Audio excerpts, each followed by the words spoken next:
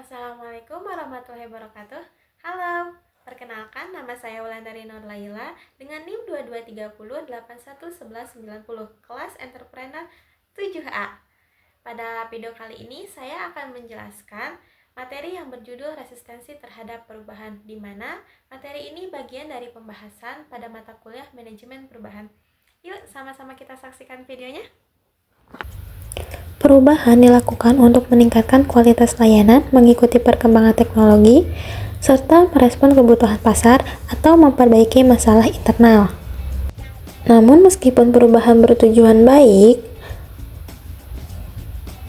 kenyataannya banyak individu maupun kelompok dalam organisasi yang menolak atau tidak siap menghadapinya. Nah, reaksi penolakan inilah yang disebut resistensi terhadap perubahan. Menurut Robin and Janji, reaksi terhadap perubahan biasanya mencerminkan sikap seseorang terhadap ketidakpastian dan resiko. Ketika perubahan dianggap membahayakan posisi, kenyamanan, atau stabilitas seseorang, maka resistensinya akan lebih besar. Misalnya perubahan sistem kerja, pergantian pimpinan, perubahan aturan, atau digitalisasi proses kerja dapat membuat sebagian orang merasa cemas. Mereka mungkin merasa kemampuan mereka tidak cukup, khawatir kehilangan jabatan, ataupun takut peran mereka tidak dibutuhkan lagi.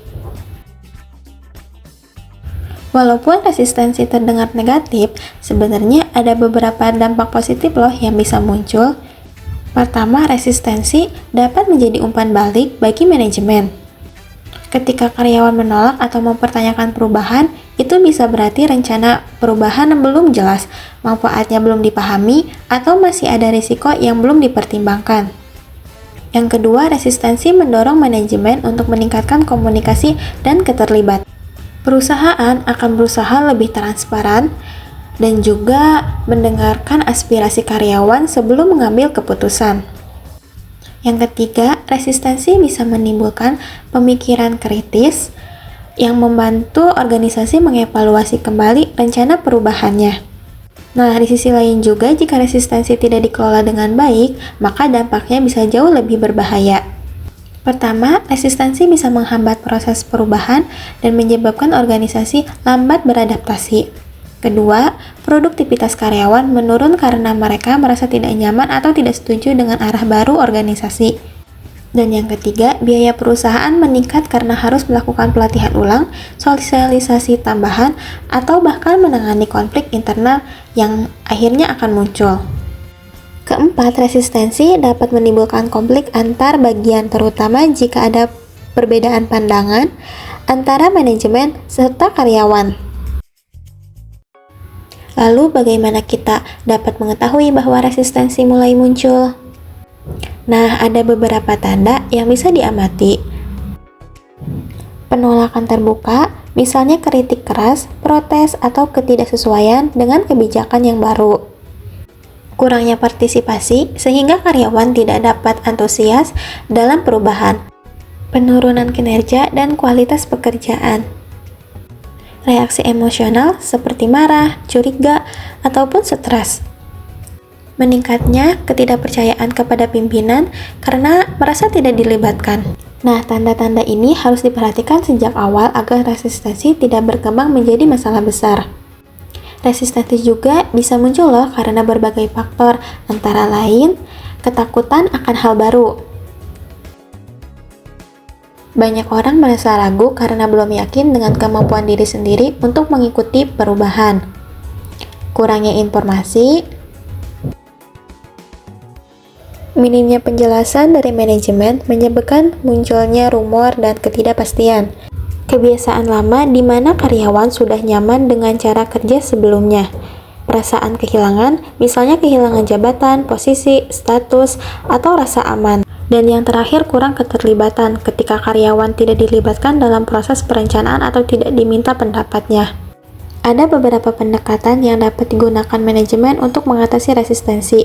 1. Pendidikan dan komunikasi. Di mana manajemen harus menjelaskan secara jelas tujuan perubahan, manfaatnya, serta dampaknya. Bentuknya bisa berupa presentasi, training, forum diskusi, dan sosialisasi. Yang kedua yaitu partisipasi dan keterlibatan. Karyawan dilibatkan dalam proses perencanaan sehingga mereka merasa dihargai dan memiliki kontribusi. Yang ketiga yaitu fasilitas dan dukungan. Jika karyawan khawatir tidak mampu mengikuti perubahan, organisasi dapat memberikan pelatihan, konseling, monitoring, atau pendampingan teknis. Yang keempat, negosiasi dan kesepakatan. Nah, pendekatan ini dilakukan ketika perubahan dapat merugikan sebagian pihak. Manajemen bisa memberikan insentif, kompensasi, atau penyesuaian peran. Dan yang kelima yaitu manipulasi dan kooptasi. Nah, cara ini dilakukan dengan mempengaruhi atau mengajak tokoh-tokoh berpengaruh dalam organisasi agar mendukung perubahan sehingga anggota lain ikut terpengaruh. Lalu selanjutnya ada perubahan dalam kehidupan organisasi. Perubahan organisasi menurut Hatch adalah proses perpindahan dari kondisi saat ini menuju kondisi yang diinginkan di masa depan untuk meningkatkan efektivitas organisasi. Tanpa perubahan, organisasi akan sulit bersaing, apalagi di era teknologi dan globalisasi saat ini. Terdapat 3 bentuk perubahan strategis perusahaan. Yang pertama yaitu transformasi manajemen. Hal ini dilakukan ketika muncul tanda awal kemunduran agar organisasi segera memperbaiki diri. Yang kedua yaitu manajemen turnaround. Diterapkan saat perusahaan sudah mengalami kesulitan dan membutuhkan penyelamat ketika manajemen kritis. Hal ini dilakukan ketika perusahaan dalam kondisi sangat parah sehingga membutuhkan perubahan besar serta menyeluruh. Nah, kesimpulannya, resistensi terhadap perubahan adalah hal yang wajar terjadi dalam setiap organisasi. Penyebabnya bisa berasal dari ketakutan, ketidakpastian, atau kurangnya pemahaman. Oleh karena itu, manajemen perlu memahami sumber resistensi dan menerapkan strategi yang tepat seperti edukasi, komunikasi, partisipasi, dukungan, negosiasi, hingga paksaan ketika diperlukan.